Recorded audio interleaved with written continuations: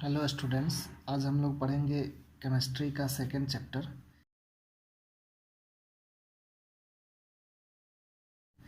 Acid, base और salt. Acid क्या होता है पहले ये देखिए। एसिड होता है it gives H plus ions during electrolysis. इसका मतलब ये हुआ कि अगर जो एसिड है वो वाटर के साथ H प्लस आयंस देता है। जैसे एग्जांपल है HCl। HCl में इसका अगर जो इलेक्ट्रोलाइसिस करवाएंगे या फिर अगर जो ये वाटर के साथ मिलाएंगे तो ये H प्लस और Cl-2 आयंस देता है। तो कोई भी एसिड होगा तो वो H प्लस आयंस देगा। सेकेंड एग्जांपल है H2SO4। इसको हम लोग बोलते हैं सल्फ्यूरिक एसिड। इसमें भी H प्लस आयंस दिया और SO4-2 आयंस। तो जो ये H प्लस आयंस है तो H प्लस आयंस किसी भी एसिड के साथ हमको अगर जो उसका इलेक्ट्रोलाइसिस करवाएंगे हम उसको वाटर के साथ हम मिलाएंगे तो हमको H प्लस आयंस मिलेगा। ठीक है। इसके बाद नेक्स्ट हम लोग देखते हैं types of acid. Mainly acid जो होता है वो दो टाइप्स का होता है। एक जो होता है एसिड वो होता है स्ट्रॉन्ग एसिड, दूसरा जो होता है वो होता है वीक एसिड। तो स्ट्रॉन्ग एसिड जो होता है जैसे कुछ आयोनाइजेशन होता है, कुछ ऐसा पार्ट्स हम लोग एग्जांपल लेते हैं। तो आयोनाइजेशन में जो स्ट्रॉन्ग एसिड होता है वो कम्प्लीटली आयोनाइज्ड होता है वाटर के साथ, उसको हम लोग स्ट्रॉन्ग एसिड बोलते हैं। जैसे HCl इसको हम लोग हाइड्रोक्लोरिक एसिड बोलते हैं। H2SO4 सल्फ्यूरिक एसिड है। HNO3 नाइट्रिक एसिड है। ये तीनों एसिड और भी बहुत सारा एसिड्स है। ये तीनों एसिड्स को अगर जो हम लोग वाटर के साथ मिलाएंगे तो ये H प्लस आयंस देगा, और वो H प्लस आयंस देगा तो वो कम्प्लीटली आयोनाइज्ड होगा।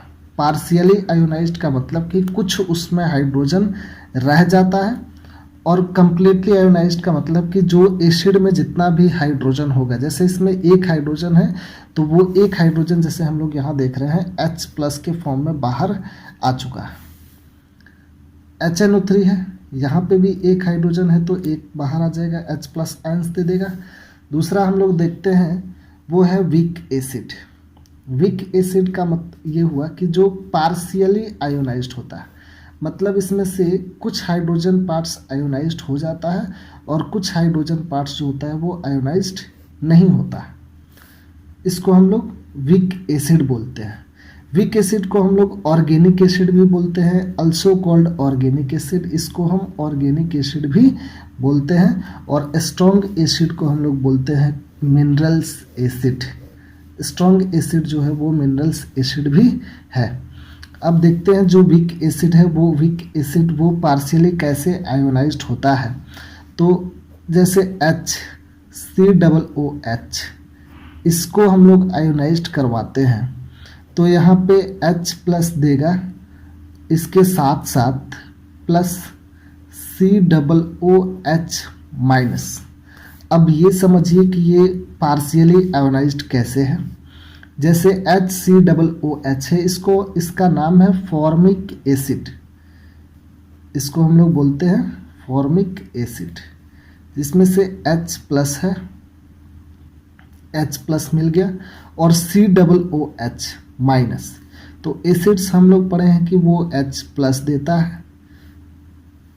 यहाँ पे H प्लस निकल गया, लेकिन यहाँ पे निगेटिव आयंस के साथ भी हाइड्रोजन प्रेजेंट है। इसी को हम लोग बोलेंगे कि ये पार्शियली आयोनाइज्ड हुआ है। यहाँ पे जो है वो निगेटिव आयंस के साथ हाइड्रोजन नहीं है, यहाँ भी निगेटिव आयंस के साथ हाइड्रोजन नहीं है।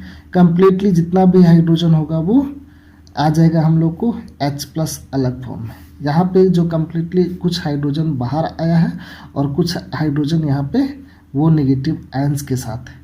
निगेटिव आयंस के साथ है, इसका मतलब ये हुआ कि ये कम्प्लीटली आयोनाइज्ड नहीं हुआ है, ये पार्शियली आयोनाइज्ड हुआ है। इसलिए हम लोग इसको बोलेंगे वीक एसिड।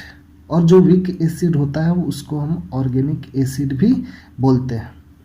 नेक्स्ट अब है physical properties of acid. Acid का फिजिकल प्रॉपर्टीज देखते हैं।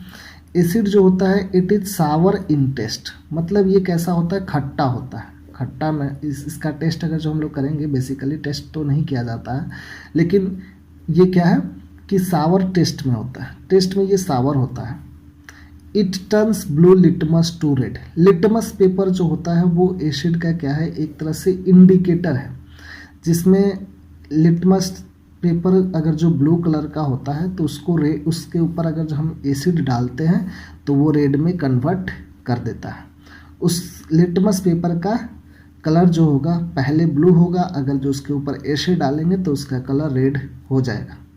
थर्ड है पीएच वैल्यू। पीएच का मतलब होता है power of hydrogen.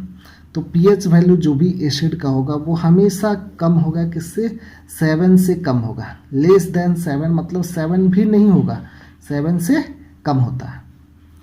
Fourth point है इसका, phenolphthalein turns colourless.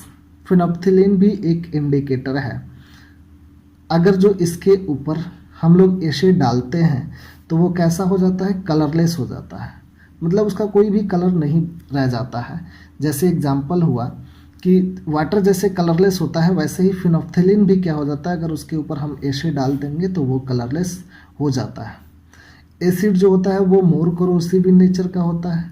More corrosive in nature का मतलब हुआ कि अगर जो हम इसको किसी भी कंटेनर में रखते हैं, जैसे किसी मेटल के कंटेनर में एसिड को स्टोर करके रखते हैं, तो वो धीरे धीरे करोसिव हो जाएगा। करोसिव मतलब जैसे उसमें रस्टिंग लगता है, तो वो धीरे धीरे मेटल्स के स्फीयर को क्या कर देता है, ख़त्म कर देता है, क्रोजन करके ख़त्म कर देता है। मिथाइल ऑरेंज भी क्या है, ये भी एक इंडिकेटर है, मिथाइल ऑरेंज, जिससे हम लोग एसिड और बेस के को ये चीज़ पता करते हैं कि वो एसिडिक में कैसा होता है, बेसिक में कैसा होता है। तो मिथाइल ऑरेंज जो होता है वो रेड कलर का हो जाता है।